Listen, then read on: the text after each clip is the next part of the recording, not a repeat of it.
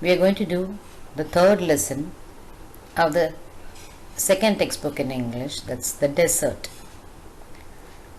When you see this image, you can see what we have, what all of us have as a typical image about deserts. That's probably one or two palm trees, cactus plants, camels, and sand, vast stretches of sand. But today we are going to learn that the desert is not just a vast stretch of sand, but it does have a lot of unique features, lot of wonderful creatures living there, wonderful plants, and that there are different kinds of deserts. We already had an introduction to the desert and desert animals in class 6, where we learned about the different desert animals and how they have adapted to life in the desert. Why is adaptation required? Because they live in very hot conditions and they don't get enough water. So now let's the first paragraph, the phrases means a small group of words which is not a sentence, which tell us that the desert, the popular opinion of the desert, it is dry, hot, waterless and without shelter. And one more thing, an endless stretch of sand where no rain falls and no vegetation grows. Okay, so these two are the answers: an endless stretch of sand where no rain falls, dry, hot, waterless and without shelter. Now the second part of the question there was, how do experts see it? And two phrases. Again, you have it in the same paragraph in the following lines: a beautiful place. Then the second phrase is home of a variety of people, animals and plants. So the two phrases which tell us how experts see deserts are a beautiful place, and the next one, home of a variety of people. Exercises. The second one is a match the following exercise. So an endless stretch of sand is nothing but sand as far as one can see.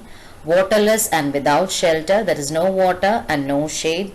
An oasis is a fertile place. Fertile place means where we can grow plants. A fertile place with water and sands in a desert.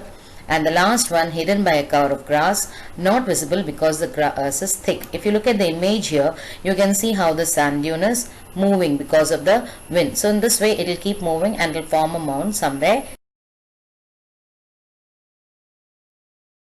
Find out more about the animals. That is, every living being requires water in order to live. So how do camels, which are called the ships of the desert, live there? They live because they can survive without drinking water for a very long time. How is it? You may have noticed that we sweat more during summer. Why is it? Because our body gets heated up, so we have to sweat in order to bring our body temperature down. Fever after fever, when we are coming back to normal, we sweat a lot and then our temperature comes down. So always sweating helps our body to become cool, but their body can withstand a very high temperature and therefore it does not need to sweat. So whatever water it drinks can be retained in its body for a very long time. They have also given us some more adaptations of the desert for, animal.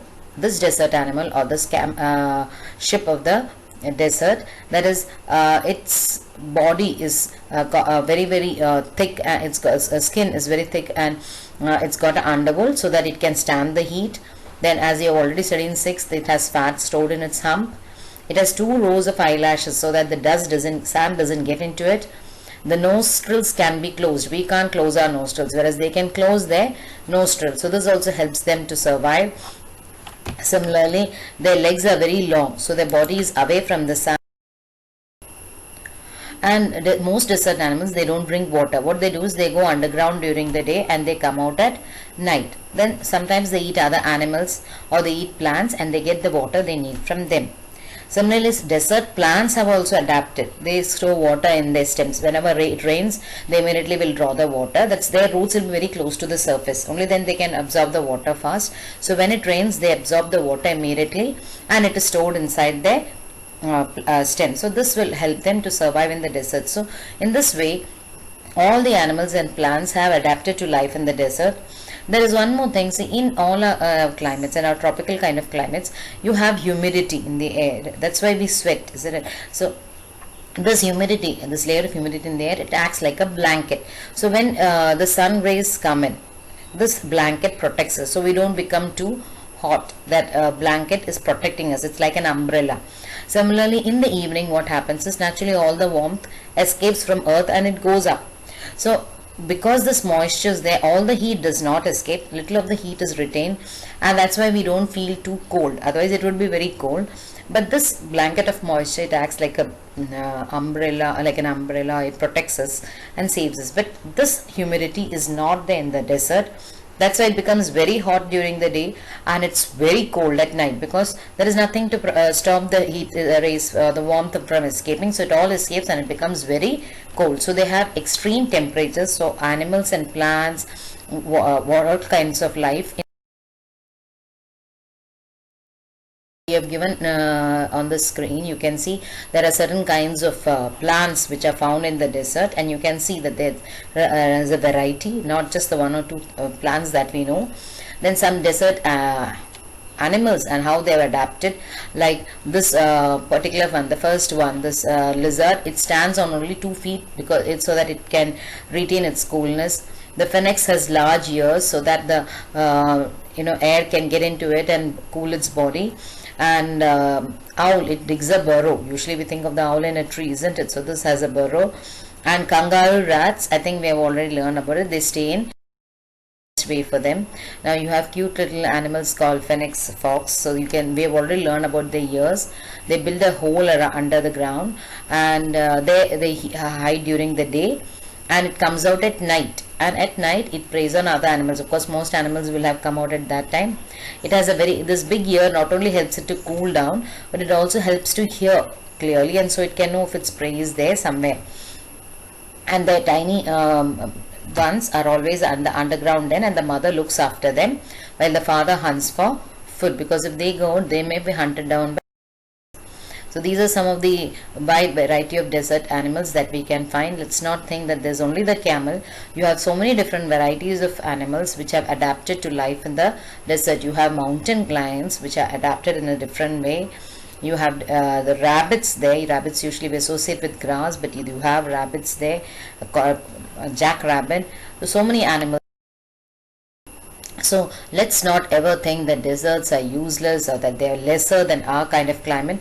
All the pictures that you can see on this slide were taken from different deserts. So they show the beauty of the desert. They showcase the beauty of the desert in different seasons at different times of the day. So they are very important for nature, and they are as important as the dense forests and the deep oceans. And just because they are hot and dry, let us not think that they are inferior to any other part. To the question answers, there are mainly 3 question answers in this lesson. You can pause here and write the answers. Apart from that, you have some activities given below, so that will be our homework for the day. Describe a desert in your own way. Write a paragraph. So please, all of you, write a paragraph about the desert. You've got so much information about the desert today. And the next is go to the library and collect information about the lifestyle of people in desert areas, their food, clothes, work, social customs, etc. At present you can't go to the library in this situation, so you can collect information online and you can keep it ready, and we can share it so that all of us can have more information about deserts. So all of you, this is your homework. Go to online sites, collect as much information about deserts. That's not just the camel, but the different people who live there, the kind of food they eat, the clothes they wear, how they work, what their social customs are, and about the deserts in general. Especially you can take about the different kinds of deserts, because many people are not aware of them. Hope all of you have understood the lesson. Thank you.